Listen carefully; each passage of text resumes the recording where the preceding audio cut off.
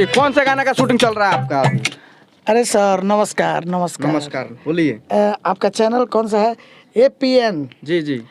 चलिए इस आपके चैनल को जितने भी लोग देख रहे हैं सबका नमस्कार, सबको नमस्कार प्रणाम। और इनके चैनल को सब्सक्राइब कीजिए, लाइक कौन सा कीजिए। गाना है वो? क्या गाना है? अश्लील है कि क्या है? अश्लील तो सब सब कि लोग आपके स्टूडियो से जो भी आता है अश्लील गाना आता है। अरे महाराज ये आपसे सूत्रों के हवाले से खबर मिली है। सूत्रा लोग के इतना तरुआ सूत्रा लोग जे बैठा था ना। नहीं, हम नहीं कर रहे हैं। मुतरा निकलवा दे हम। हमारे सूत्रों के हवाले से खबर मिली, इसलिए आपके स्टूडियो में हम आए हुए हैं। हमारी तो खाली सुनी ना इला एगो बाड़न मोट हाँ। आरती न्यूज वाला। हम आरती नहीं वाले नहीं है। पहले फोकस करो कैमरा में। यहाँ फोकस नहीं हो रहा है। तो फोकस नहीं हो रहा है तो एक गाना देखिए हमारे स्टूडियो में अश्लील नहीं होता है। चंदन चंचल सुनने में आता है जो जी, यहीं से गाते थे। वो पगला पहले गाता था। अच्छा। अब दुकान दुकान गा रहा है, डोरी चटवा रहा है, क्या कर रहा है? तो उसका हम जिम्मेदारी थोड़ी लिए हैं। पहले का गुरु तो आप ही ना है। वो आप तो उनको बात क्या सही शिक्षा दिया है कि चटना पका दिए? अरे सर चटना हम थोड़ी बातचीत नहीं होता है उनसे। का बातचीत हो लो स्टार हो गइल बालो तब बातचीत का ना होई? चिन्ह ला लो। का चिन्ह लो वो लोग से कम भानी के हमरा वो लोग के चिन्हला बिना काम नहीं के चलो। तो अब वो यहाँ ना गावेलन एकर माने। ना हम खुद लगता गोकिरवा केकरा निमन नहीं सुनी चलाना। पब्लिक के कहतनी अच्छा।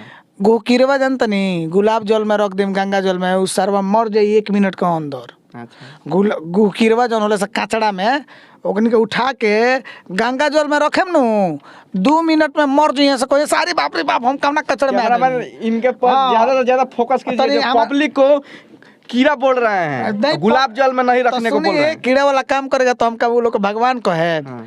हमनी के नीमन गा के पीछे उतार दी होने खेसारियो होइए नु तो उनकर फैन लोग तनी बेसी आप होई। कहने का मतलब आप खेसारी को भी टारगेट कर रहे हैं। दोस्तों जो हम आ चुके हैं, आप देख रहे हैं अंबिका रिकॉर्डिंग स्टूडियो में जो आ चुके हैं, देखते हैं क्या क्या हो रहा है, क्या कौन से गाना गा रही है। जो पोस्टर बहुत अच्छी लगी खेसारी लाल का, देखते हैं अश्लील गा रहे हैं कि क्या गवा रहे हैं। जो रिकॉर्डिस्ट जो अंदर गाना बज रहा है उनसे चलिए हम बात करते हैं। कैमरामैन से डायरेक्ट जो फोकस करते रहिए अंदर।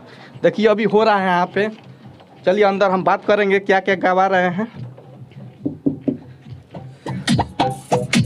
ये कौन सा गाना का शूटिंग चल रहा है आपका? अरे सर नमस्कार नमस्कार नमस्कार, बोलिए। आपका चैनल कौन सा है? APN। जी जी। चलिए इस आपके चैनल को जितने भी लोग देख रहे हैं सबका नमस्कार, सबको नमस्कार प्रणाम। और इनके चैनल को सब्सक्राइब कीजिए, लाइक कीजिए और प्यार दीजिए। अभी कौन सा गाना गवा रहे हैं? अभी हम श्री राम रसिया जी का गाना रिकॉर्डिंग कर रहे हैं और बहुत ही प्यारा गीत रिकॉर्ड हो रहा है। ये हमारे अंबिका स्टूडियो गीत संगीत यूट्यूब चैनल से भी देखने को मिलेगा। कौन से गाना है वो? क्या गाना है? अश्लील है कि क्या है? अश्लील तो सब लोगों में हमको सुनता सुनने में आया है कि आपके स्टूडियो से जो भी आता है अश्लील गाना आता है। अरे महाराज ये आपसे कौन बता दिया? हम हमारे सूत्रों के हवाले से खबर मिली है। सूत्रा लोग के इतना तरुआ सूत्रा लोग जे बैठा था ना। नहीं, हम नहीं कर रहे हैं। मुतरा निकलवा दे हम। हमारे सूत्रों के हवाले से खबर मिली, इसलिए आपके स्टूडियो में हम आए हुए हैं। हमारी तो खाली आरती न्यूज वाला के पता सुनी ना इला एगो बाड़न मोट हाँ। आरती न्यूज वाला। हम आरती नहीं वाले नहीं है। एला पहले तो कहले फोकस करो कैमरा में। यहाँ फोकस नहीं हो रहा है। तो फोकस नहीं हो रहा है तो एक गाना देखिए हमारे स्टूडियो में अश्लील नहीं होता है। अच्छा। हमारे स्टूडियो में आपे के पहले का जो मतलब सिंगर है जो चंदन चंचल सुनने में आता है जो जी, यहीं से गाते थे। वो पगला पहले गाता था। अच्छा। अब दुकान दुकान गा रहा है, डोरी चटवा रहा है, क्या कर रहा है? तो उसका हम जिम्मेदारी थोड़ी लिए हैं। पहले का गुरु तो आप ही ना है। वो आप तो उनको बात क्या सही। शिक्षा दिया है कि चटना पका दिए? अरे सर चटना हम थोड़ी गवाए हैं। आप नहीं गवाए हैं, आपे के जगह अच्छा से न- एक चीज बताइए सर, आप देखिए स्टूडियो का मेरा नाम है अंबिका स्टूडियो गीत संगीत। जी जी। अभी आप बाहर जाके कहिएगा अंबिका वा तो हम तो सुनने नहीं जा रहे हैं। आप जो हमारे सामने बोलिएगा वही ना हम सुन रहे हैं। तो हमारे सामने तो अच्छा लोग गाता है, अच्छा बोलता है, तो आगे चल के वो क्या करेगा वो हमको क्या पता है। क्या अब बातचीत नहीं होता है उनसे? का बातचीत हो लो स्टार हो गइल बालो तब बातचीत का ना होई? चिन्ह ला लो। का चिन्ह लो वो लोग से कम भानी के हमरा वो लोग के चिन्हला बिना काम नहीं के चलो। तो अब वो यहाँ ना गावेलन एकर माने। ना हम खुद ना बोलाई चटना इहाँ ना ना हमारा यहाँ चटना फटना के जरूरत नहीं है। अच्छा, वो चटना कहीं और ही से गाइले जी बारन। देखी चटना में हम गलत ना कहे। वो चटना गाया है लड़का वो ठीक है गौले बा कैसे नीमन लोग के नीमन लगता है। गोकिरवा केकरा निमन नहीं सुनी लागता? पब्लिक के कहतनी अच्छा।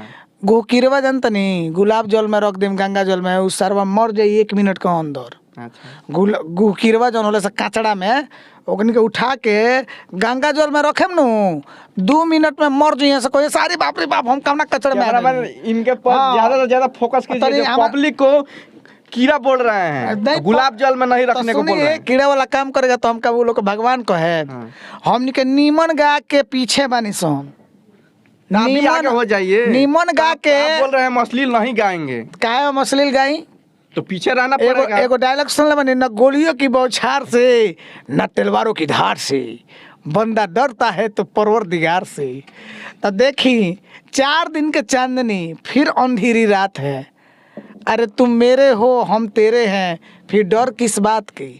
तो देखिए साहब, नीमन सुने वाला होई तो नीमन गावल जाई, खराब सुने वाला बात तो हम खराब गायब ना। हम मंच के गायक होई, स्टेज के गायक होई, स्टेज पर उतार दी होने खेसारियो होइए नु तो उनकर फैन लोग तनी बेसी आपके होई। कहने का मतलब आप खेसारी को भी टारगेट कर रहे हैं। काहे ना करे हम अश्लीलवा इहे लो बढ़ावता लो, अश्लीलवा जितना बढ़ता नु खेलवा जितना ड्रामा होता है भोजपुरी में, भोजपुरी में लोग चिल्लाता अश्लील अश्लील अश्लील स्टाइल में चिल्लाता, लाठी चल जाता। पीड़िया के एगो गीत बाजत रहा, पीड़िया में देखनी वीडियो एगो वायरल भई रहा लड़की सन के, उ कहते से ढोड़ी चटना गाना बजाओ तब नाचब सन, अपने में मारा मारी कैले बड़ी से पीड़िया में वीडियो वायरल ये भइल बा। कहाँ के बात बा? अभी कहाँ के बात बा, हम ग्रुप में आए रहे देखो ही तो कहे के मतलब बा कि नीमन पर मार होई ना होई। अब एक गाना आ जाओ ढोड़ी चटना बा, अबे जूठ चटना बा, पोटा चटना बा, ओहो का लोग कही बा क्या बात है रे। तो आपके कहने का मतलब चटना बढ़िया है। बढ़िया बा, ये बार के जमाना अनुसार ठीक है बहू। कैसा जब हमने के लोग सुने, ओपी जी हमारे गायक हैं, ओपी जी ये जो पीछे खड़े हैं, ये गाना गाए हैं एगो हाँ। कि भौजी नमस्ते भौजी नमस्ते, हाँ कहाँ लोग सुनता, क्या है भौजी को लोग नमस्ते नहीं कहत, खाली ढोनी चाटता। खाली कहता घर में घटत घटना बा हाँ गौतम जी, आ देवरा ढोड़ी चटना बा। लालू यादव एक बात किए हैं जानते हैं, एक बात उनका एक मैसेज में देखा था, उसमें वो बोले थे जानते हैं क्या, कि दुनिया में आए हैं तो कुछ नाम कीजिए, दुनिया में आए हैं तो कुछ नाम कीजिए या चांदा के पैसा से जलपान कीजिए। हाँ समझ गए? तो वही बात है, ये नहीं देखना है कि कैसे आ रहा है पैसा, मतलब सिंगर जो भी हैं गाने वाले ये देख के चल रहे हैं कि भाई पैसा किससे आ रहा है। पहले के उससे कोई जमाने में मतलब तो नहीं लालू है। को लोग बोलते थे लालू आलू रोपस, लालू गालू एक मारस। बात जान ली, हमने के देश के प्रधानमंत्री सबसे नंबर 1 है, लेकिन हमारे लालू जी जो थे ना, लालू जी को तो हर स्टेट में होना चाहिए। लालू है तो सब कुछ है, लालू है बड़े तो हमने के बिहारी के नाम देश ना विदेश में लोग पेशाब करेला बहुत से लोग बोलते हैं जब तक समोसे में रहेगा आलू ना, जबले रही बिहार में बालू वैसे ही रही घर घर आलू, आ वैसे ही रही हमने के जुबान पर लालू। अब तो ठीक बा। लालू जुबान पर नईखन का बात रहल। लालू चाचा नैखी तेजस्वी भी है बाड़े नो, संस्कार तो जरूर हो। गोपालगंज से तो हार गइल हन। अरे हार गइले ठीक बा, उ पार्टी के बात बा, उ पार्टी के हमनी बात पार्टी में। हमनी के मर्द वाली बात होता ही वहाँ। हम हालांकि सपोर्ट बढ़िया आदमी के करीले, जे भी होखे, लालू होखी तो मोदी होखस तो माने निम्ने आदमी के सपोर्ट बा। आ राजनीतिक लाइन से तो हम बड़ी दूर रहिले, कैसे हम राजनीतिक लाइन में जाए के नहीं चाहत, ना बात करे के चाहत नहीं। ऐसे हमनी सब गायक होई सन, हमनी के लयदारी के बात करी। तो लयदारी के बात अभी कौन गाना शूटिंग होत रहल? गाना शूटिंग ना होत रहा, ये रिकॉर्डिंग होत रहा बा महाराज राउरो बुझाता कि उ ठीक बा, शूटिंग आखिर रिकॉर्डिंग, वीडियो तो इहाँ बनत नहीं खे। वीडियो तो रउआ शूटिंग कहतनी, शूटिंग फोकस। हाँ तो के गावत रहला, कौन गाना गावत रहला? श्री राम रसिया जी गावत रहनी है, जौन की बहुत अच्छा यहाँ के गाना गौले बने। आई हाई की पुजवा मर गई, मिलियन में लोग देखले बा। तो पूजवा मर गइल, पूजवा जी गइल, पूजवा राण हो गइल, बहुत कुछ भइल। अब काहे पूजवा के सब भइल। एकरा आगे का भइल अब इहे के बताए बतिया।